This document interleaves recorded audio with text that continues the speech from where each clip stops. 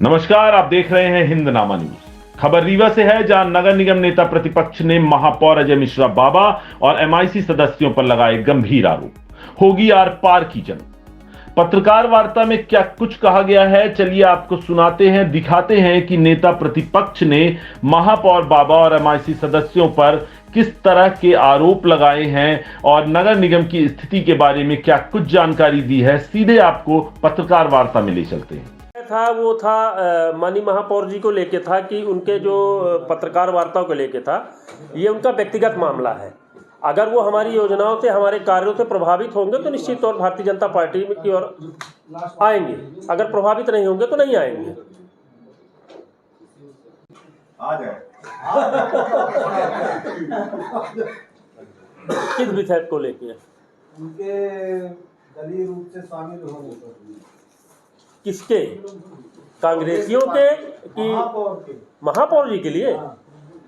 देखिए, अगर वो विकास के साथ है तो उनका निश्चित तौर पे आगमन हम रोड़े नहीं बनते। अगर वो विकास के साथ नहीं तो भारतीय जनता पार्टी के दरवाजे उनके लिए कभी नहीं खुलेंगे। मान लीजिए खुल गए तो अच्छे हैं क्या? नहीं, अगर वो विकास के साथ होंगे तो हमारे दरवाजे खुलेंगे। अगर विकास के साथ नहीं है तो उनके हमारे लिए बंद रहेंगे। नीतीश कुमार जैसे ना होगी।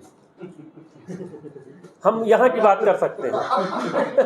की स्थिति क्या है, यहाँ की भौगोलिक स्थिति क्या है, इसमें दोनों में अंतर होता है। अपना वहाँ जगह की स्थिति अलग होती है, भूभाग अलग होता है, वहाँ का वायुमंडल अलग होता है। अरे जरूर नहीं, हमने क्या किया, विकास के साथ अगर होंगे, अगर वो जनता के कार्यों को करने में रोड़े बनेंगे तो हमने उनके कृत्य को देख लिया है, तो हम उनको अलाउ नहीं कर सकते। और है भ्रष्टाचारी है, ये है वो है, उसको हम लोगों ने रिजेक्ट किया। पता नहीं कैसे वो एकदम साहूकार हो गई, मीठी हो गई, उसको इन्होंने जो है ब्लैक लिस्ट से बाहर करने का प्रयास किया।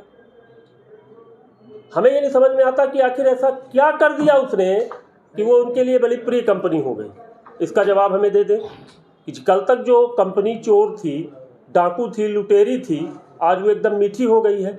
इसका जवाब वो नहीं दे पा रहे हैं। माने हमारे अध्यक्ष महोदय ने यही प्रश्न उठाया है उनके ऊपर कि आखिर ये जो कल तक चोर था साहूकार कैसे हो गया। इस प्रश्न का जवाब वो दे दें। जवाब नहीं है उनके पास।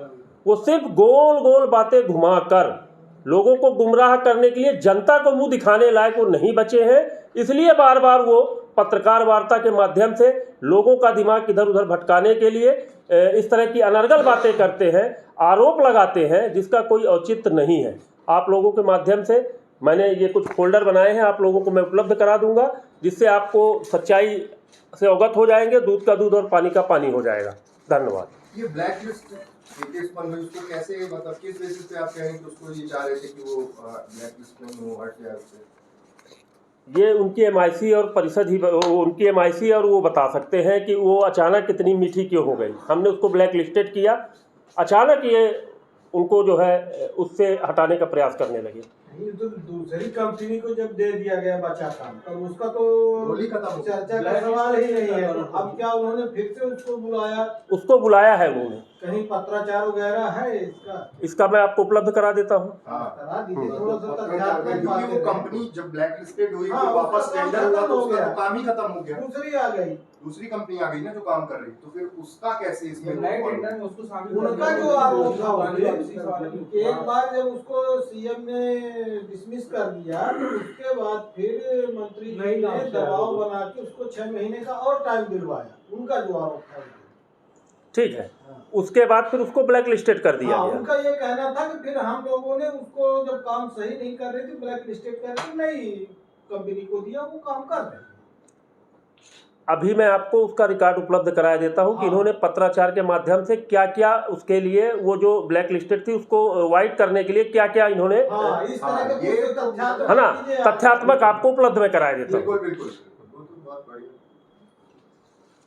ये नहीं, उनका बार बार ये कहना है कि रीवा शहर के अंदर मेयर ही सब कुछ होता है। हमारा ये कहना है कि जनप्रतिनिधि, चाहे वो मेयर हो, चाहे पार्षद हो, चाहे विधायक हो, चाहे सांसद हो, सबकी एक अहम भूमिका होती है। ये ईगो नहीं करना चाहिए कि ये हम ही करेंगे। जो काम पार्षद नहीं कर पाता उसको मनी करते हैं। उनका ये कहना है कि नहीं, शहर के अंदर का जो भी होगा वो मैं हूँ। उनके अंदर एक अहम है मैं शब्द नहीं होना चाहिए, हम होना चाहिए, हम है। 45 लोग और भी हैं।